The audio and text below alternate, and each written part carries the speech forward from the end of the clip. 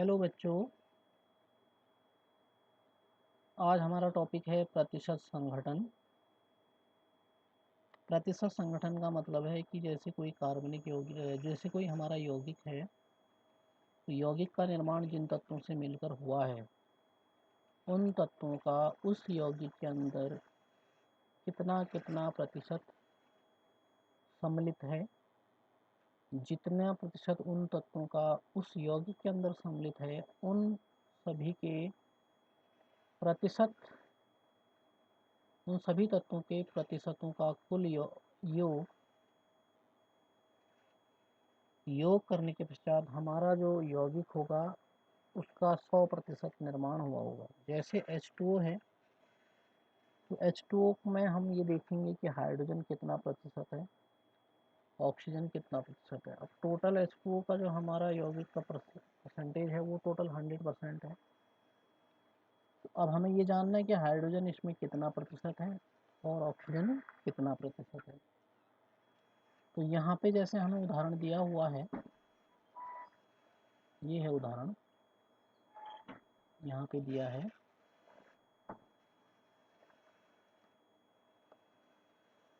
जल H2O का उदाहरण लेकर समझें इसको। ये जैसे है, यहाँ तक है। तो इसमें क्या दिया है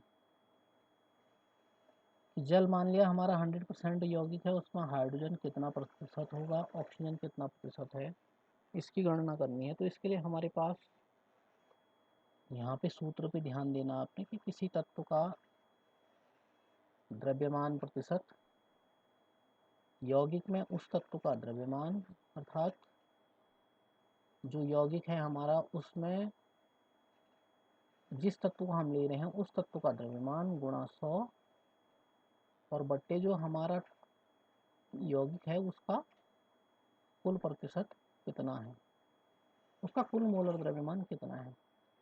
तो जैसे हमने यहाँ पे 1 मोल जल मान लिया हमारा है, तो 1 मोल जल का मोलर द्रव्यमान हमारा इतना आता है 18.02 ग्राम। अब ये 18.02 ग्राम आने का मतलब ये है कि हाइड्रोजन 2 होते हैं, तो हमारे पास 2 हाइड्रोजन के लिए हमारा एक हाइड्रोजन का परमाणु द्रव्यमान 1.008 है। तो 1.008 जो है 0.5 से कम है हमारे पास, 1 के बाद 0.5 से कम है, तो हमने यहाँ पे केवल 1 लेना है। तो 1 इंटू 2, फिर ऑक्सीजन को हो जाएगा 16, तो 16 प्लस 2 जोड़ोगे आप तो ये आता है जल का द्रव्यमान द्रव्यमान 18। अब इसी प्रकार से हमारा हाइड्रोजन का द्रव्यमान प्रतिशत आता है। तो हाइड्रोजन का द्रव्यमान प्रतिशत हमारे पास H2O में हाइड्रोजन कितने हैं हमारे पास 2 है, तो 2 हाइड्रोजन तत्व का द्रव्यमान प्रतिशत, यौगिक में तत्व का द्रव्यमान है, इस सूत्र के अनुसार देखेंगे आप यौगिक में उस तत्व का द्रव्यमान। तो यहाँ हमें यौगिक में हाइड्रोजन का द्रव्यमान प्रतिशत देखना है। तो हाइड्रोजन हमारे पास 2 हैं, तो एक हाइड्रोजन का द्रव्यमान होता है 1.008, या मैं इसको कह रहा हूँ आप 0.5 से कम है एक के बाद, तो हम इसको 1 लिख सकते हैं। तो 0.008 हटा के हम इसको 2 इंटू 1 लिख सकते हैं, तो 2/18 हो जाएगा। नीचे नीचे भी 0.5 से कम है, तो इसको भी हम 18 लिख सकते हैं, तो 2/18 गुणा 100 हो जाएगा। इसको हल करेंगे आप तो ये आएगा 11.11 करके आएगा ये। तो ये हमारा हाइड्रोजन का प्रतिशत होगा। और इसी प्रकार से हम ऑक्सीजन का द्रव्यमान प्रतिशत निकालेंगे। तो ऑक्सीजन का द्रव्यमान प्रतिशत फिर से वही सूत्र कि H2O में ऑक्सीजन कितने परमाणु हैं ऑक्सीजन के, यानी कि यौगिक में ऑक्सीजन का द्रव्यमान प्रतिशत।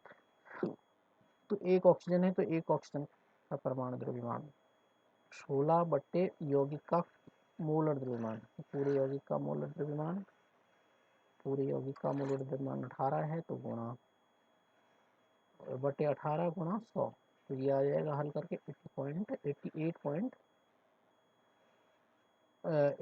पॉइंट ये आना चाहिए हमारा 2 8 16 करते हैं तो 88.88 करीब आएगा ये।